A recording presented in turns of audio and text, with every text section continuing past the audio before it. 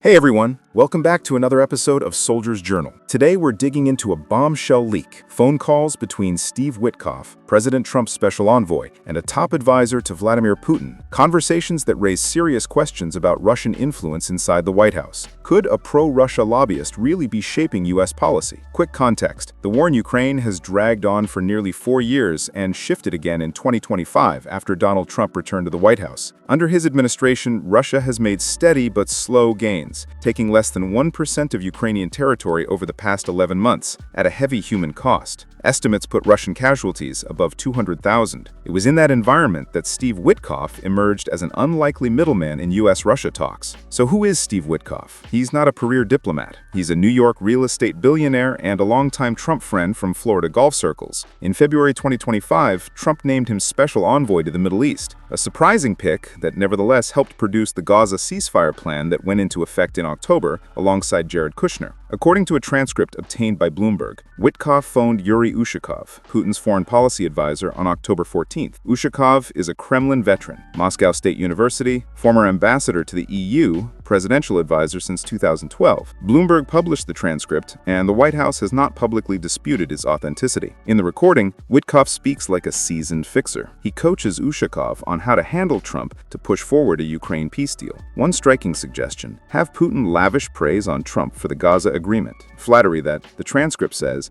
did happen in a call between Trump and Putin on October 16th. That kind of public praise, friends of Trump say, can open doors. Witkoff didn't stop there. He urged Putin to call Trump right before Volodymyr Zelensky's White House visit on October 17th. Zelensky was expected to press for long-range cruise missiles, weapons capable of striking deep into Russia and threatening refineries and bases. In early October, the Pentagon had cleared the sale, saying U.S. stockpiles wouldn't be depleted, and Trump had sounded open to moving forward. But following Witkoff's advice, Putin called Trump on October 16th and warned that sending those missiles to Ukraine would escalate the war and wreck U.S.-Russia ties. The result? Trump backed off the sale, denying Ukraine a weapon many analysts considered central to hitting deep Russian targets. When the leak surfaced, Trump downplayed it on November 25th, calling the exchanges routine negotiation and saying Witkoff was just selling Ukraine to Russia. Still, the story drew bipartisan criticism. Republican Congressman Don Bacon of Nebraska accused Witkoff of acting like he was on Russia's payroll and urged his removal, calling the episode a fiasco that tarnishes the U.S. The transcript also sheds light on a recently circulated 28-point peace plan widely viewed as heavily pro-Russian. The draft calls for major territorial concessions from Kiev and severe limits on Ukrainian forces. Although Trump presented the plan as his own, the transcript suggests much of the text originated with Russian actors and was then formalized on White House letterhead by Witkoff. There's another thread. Bloomberg reported a separate exchange between Ushakov and Kirill Dmitriev, head of the Russian Direct Investment Fund and a Harvard-educated Kremlin intermediary. In that transcript, Ushakov presses Dmitriev for a top role in the negotiated plan, and Dmitriev replies that he doubted the U.S. would accept our version of the plan, strengthening the idea Moscow helped craft the document. A final caveat: we can't confirm these transcripts with absolute certainty, but the White House didn't contest Bloomberg's reporting, and Trump's own tone of downplay adds weight to the possibility the calls are real. If true, they suggest Witkoff has been pushing hard to shape negotiations in Moscow's favor, and that the White House has, at minimum, entertained a pro-Russian channel of influence. If you're not subscribed yet, hit subscribe and ring the bell so you don't miss any updates. Thanks for watching. I'll see you in the next video.